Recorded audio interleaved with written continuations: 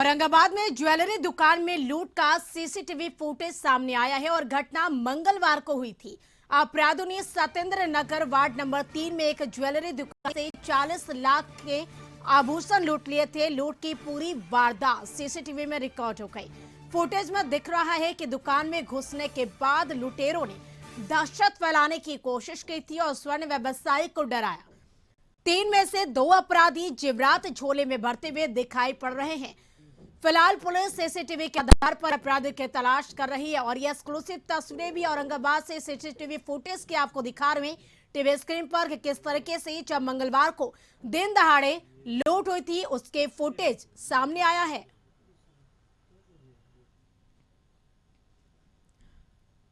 और अधिक जानकारी के लिए औरंगाबाद से संवाददाता प्रियदर्शनी हमारे साथ जुड़ चुके हैं। प्रियदर्शनी, जानना चाहेंगे जिस तरीके से मंगलवार हम ये जानना चाहेंगे जिस तरीके से मंगलवार को लूट की घटना घटित हुई थी उसका सीसीटीवी फुटेज भी अब सामने आया है। ताजा अपडेट क्या मिल रही है, क्या कुछ तस्वीरें यहां पर दिख रहे हैं?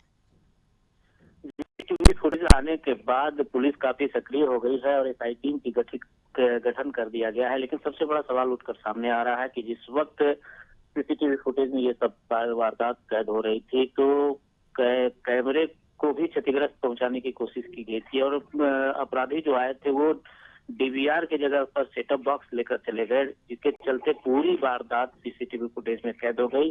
उसमें स्पष्ट दिख रहा होगा कि अपराधी ने किस तरह से वार किया और कोशिश किया। तो अभी पुलिस मैनुअल के अनुसार लोगों का ये कहना है, पुलिस से ये मान रही है कि जो भी यहाँ पर अपराधी गए हैं वो नौसिखुए अपराधी हैं, क्योंकि अगर शातिर अपराधी होते तो वो गोली चलाते, न कि पिस्टल के बट त्यौहार करते। और चूंकि वो काफी भीड़ भाड़ वाला इलाका भी माना जाता है सत्येंद्र नगर, जहाँ पर ये घटना घटित थी, उसके बाद से जब अपराधी वहां से भागे, बाइक भी गिर गई, लेकिन पिस्टल चलाया, पिस्टल को दिखाया, उस समय एक फायर भी किया।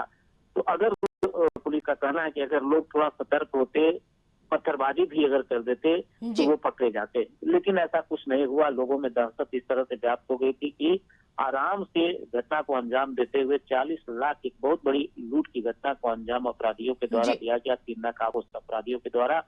हालांकि इसमें एसआईटी की टीम गठित कर दी गई है और कहा जा रहा है कि पुलिस अधीक्षक के द्वारा कि शीघ्र ही तीनों नकाबपोश अपराधियों को गिरफ्तार कर लिया जाएगा। आसपास के और भी सीसीटीवी फुटेज खंगाले जा रहे हैं, यहाँ तक कि उस घटना स्थल से जहाँ पर इस घटना को वारदात दिया गया था, वहाँ से महज आधे किलोमीटर की दूरी पर इमेज था। तो वहाँ भी लोगों के पुलिस के द्वारा ये तलाश की जा रही है कि वो किस दिशा की ओर भागे थे और टावर लोकेशन की भी वहाँ कोशिश की जा रही है, क्योंकि 2 मोबाइल भी व्यवसायी का लेकर उन लोगों के द्वारा भागा गया था। तो पुलिस इन दोनों मोबाइल के लोकेशन को तलाश कर रही है कि कहाँ तक उनका लोकेशन प्राप्त हो रहा है, जिसके आधार पर पुलिस पकड़ने के लिए प्रयास कर रही है।